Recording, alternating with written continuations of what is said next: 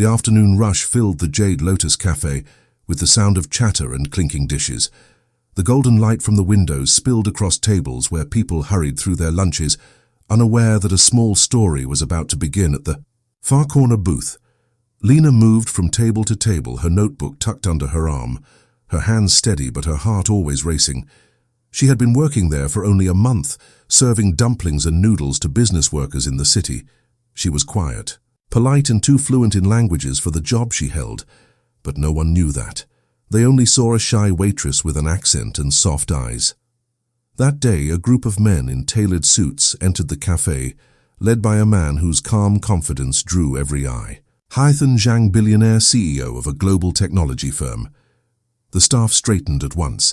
The manager hurried out to greet them, bowing slightly. "Welcome, Mr. Zhang, an honor, sir." He waved it off with a polite nod and took a seat near the window, surrounded by his team and 2 foreign investors. The air shifted from noisy to tense. Lena was assigned to their table. The manager whispered as she walked by. "Careful with them. They're important. And please don't try to speak Mandarin. You'll confuse them." She nodded, though she wanted to laugh under her breath because Mandarin was the first language she had ever learned. She approached their table quietly with her notepad ready and asked in English, "Good afternoon. What can I get for you?" One of the investors smirked at her. "You Chinese or something?" She nodded a little. "Yes, sir." He grinned. "Well, I hope you know what's good here." He turned to his partner, whispering something in Mandarin, believing she couldn't understand. He said, "She probably just moved here to clean tables, not talk to people." Her chest tightened, but she kept her face calm. When she returned with their tea, she placed the cups carefully before them and said softly in flawless Mandarin, "This tea is Longjing from Hangzhou. It should be brewed for exactly 2 minutes or the flavor turns bitter. You might want to wait before drinking."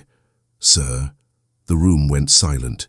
Ethan looked up, eyes narrowing. The investors froze mid-laugh. The manager, standing nearby, blinked in. "Shock." She continued, still in Mandarin. "It's the same tea your company invested in last year for export to Europe, Mr. Zhang. The batch came from the same plantation you visited in Zhejiang." His hand stopped halfway to the teacup. "How do you know?" that he asked quietly. She met his gaze. "Because my uncle works there." For a moment no one breathed. Then Ethan smiled, slow and genuine. He said in Mandarin, "So everyone underestimated you?" She replied in perfect calm, "They only saw a waitress, sir, not a listener."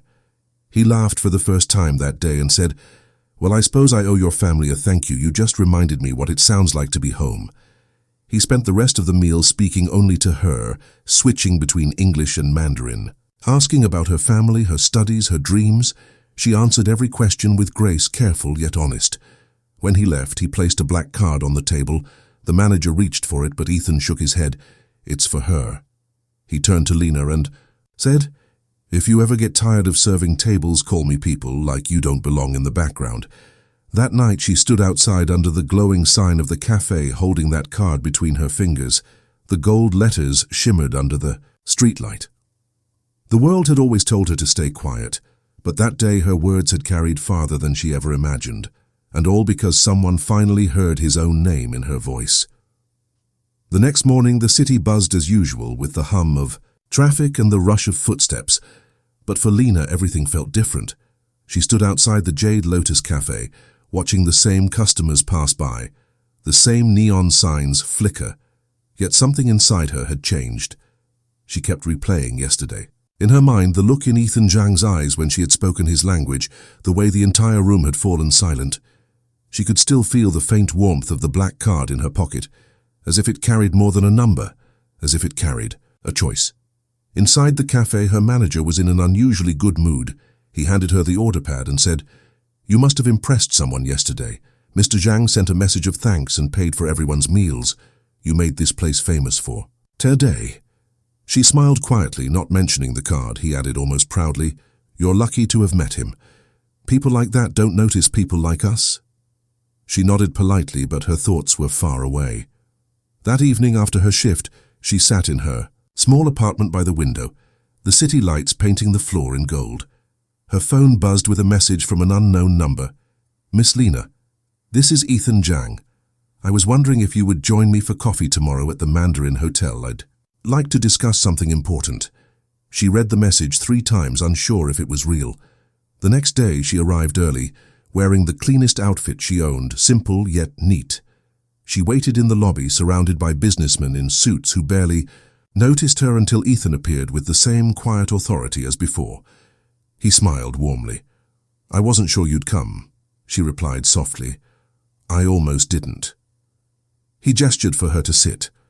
The table between them held 2 cups of steaming jasmine tea. He said, "I'll get straight to the point. I need a new translator. Someone who understands language, not just words. My last one quit yesterday." "You'd be perfect," she blinked. "You're offering me a job." He nodded. "Yes, but not just as a translator. Need someone who can listen the way you did in the cafe. You notice things that others missed." She hesitated. "I've never worked in an office before." He smiled. "Neither had I when I started, but I learned. You will too." She thought of her mother, who had taught her to speak Mandarin when she was a child, who had whispered, "Always remember who you are and never be afraid to speak truth." She looked at him, finally saying quietly, "I'll try my best." He leaned back. "That's all I ask." Weeks passed, and Lena began her new life inside the towering glass building of Zhang Enterprises. At first, the polished halls and constant pressure made her nervous, but she found her rhythm quickly. Her calm voice and fluent translations impressed clients from Shanghai to London. She began joining Ethan in meetings, quietly correcting miscommunications that could have cost millions. He noticed her precision, her quiet intelligence, and soon trusted her with more responsibility than anyone else. One evening, after a long conference, he said, "You've changed this company more than you realize." She smiled slightly. "I just do my job." He shook his head. "No. You remind me why I started it. I built a business and forgot to build connection. You reminded me that words can build bridges faster than money ever could." That night, Lena returned home exhausted but smiling. Her reflection in the mirror looked the same, yet her eyes told a different story. She was no longer invisible, no longer the quiet waitress people overlooked. She was the woman who had turned a moment of courage into a doorway and walked right through it. Months passed, and Lena's name began to echo through the halls of Zhang Enterprises. The employees who once looked at her as the new girl now greeted her with respect. She had become Ethan Zhang's most trusted advisor, the person who could turn tense meetings into smooth negotiations.